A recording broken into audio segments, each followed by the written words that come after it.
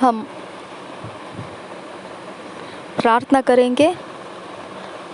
जब भी हम प्रार्थना कर रहे हैं, कबूली कर रहे हैं, तो हमने अपने मुंह से इसे बोलना है। अगर आप हिंदी में बोलना चाहते हैं हिंदी में बोलिए, इंग्लिश में बोलना चाहते हैं इंग्लिश में बोलिए। अगर आप अपनी भाषा में समझ के साथ कबूल करना चाहते हैं अपनी भाषा में समझ के साथ कबूल करें, लेकिन इसे हमने मुंह से कबूल करना बेहद ज़रूरी है। Dear heavenly father, I pray that your peace, progress, and prosperity will reign in the nations of the world, and that you will grant the ministers of the gospel the courage to preach and minister your word boldly. I pray that the power and influence of their message will kindle your love in people's hearts. Thank you for the tremendous and glorious transformation of many lives through the gospel today. In Jesus' name, Amen. प्यारे स्वर्गीय पिता, मैं प्रार्थना करता हूँ तेरी शांति, उन्नति और समृद्धि सारे राष्ट्रों में जगत भर राज्य करती रहे, और यह कि तू अपने सेवकों को जो सुसमाचार फैला रहे हैं बड़े तरह से धैर्य दे रहा है कि वह प्रचार करे और तेरे वचनों को धैर्य के साथ, साहस के साथ सेवकाई में सेवा कर सके। मैं प्रार्थना करता हूँ कि सामर्थ और प्रभाव तेरे संदेशों का तेरे प्रेम से लोगों के हृदयों में ज्वलंत हो रहा है। धन्यवाद हो तेरे असीम और महिमामय परिवर्तनों के लिए जो बहुतों के जीवनों में हो रहा है आज सुसमाचार के द्वारा। यीशु के नाम में आमीन। आज मेडिटेट करने के लिए, मनन करने के लिए जो वचन मिले हैं वो है Colossians 4 chapter 2 verse, Luke 18 chapter 1 verse, Jeremiah 29 chapter 7 verse.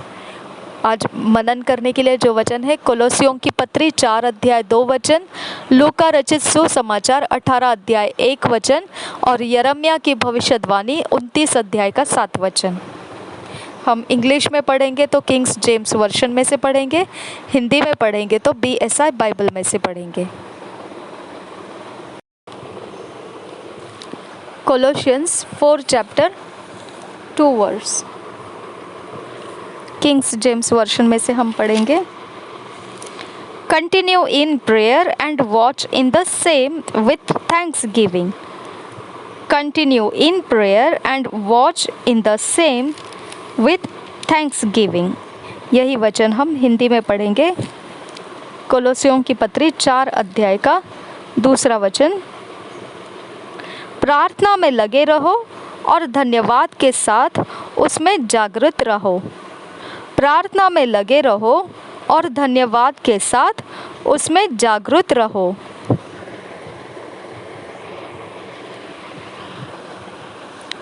Luke 18th chapter 1 verse।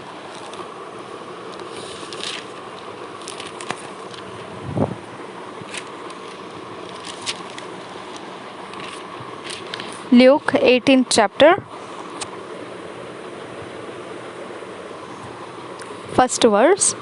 And he spake a parable unto them to this end, that men ought always to pray and not to faint।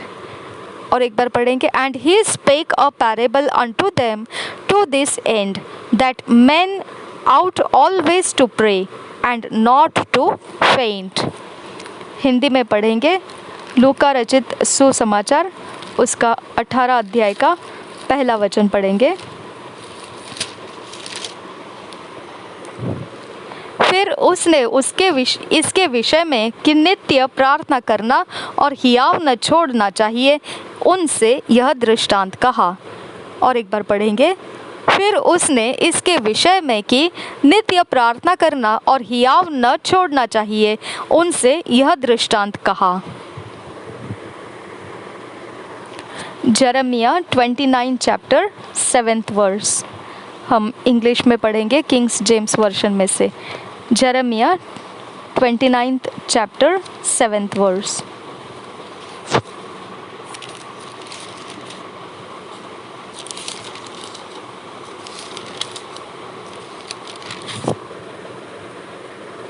Jeremiah 29:7 verse, King's James version में से।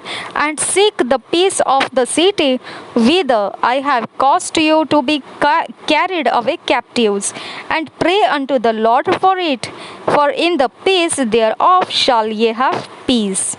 और एक बार पढ़ेंगे।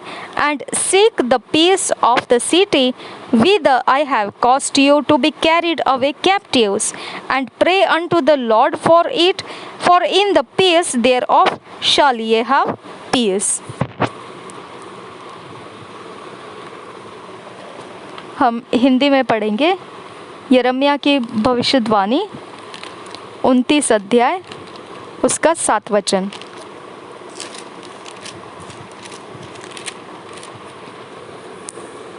परंतु जिस नगर में मैंने तुमको बंदी करा के भेज दिया है, उसके कुशल का यत्न किया करो और उसके हित के लिए यहोवा से प्रार्थना किया करो, क्योंकि उसके कुशल से तुम भी कुशल के साथ रहोगे। और एक बार पढ़ेंगे। यिर्मयाह की भविष्यवाणी 29 अध्याय का 7 वचन। परंतु जिस नगर में मैंने तुमको बंदी करा के भेज दिया है, उसके कुशल का यत्न किया करो और उसके हित के लिए यहोवा से प्रार्थना किया करो, क्योंकि उसके कुशल से तुम भी कुशल के साथ रहोगे।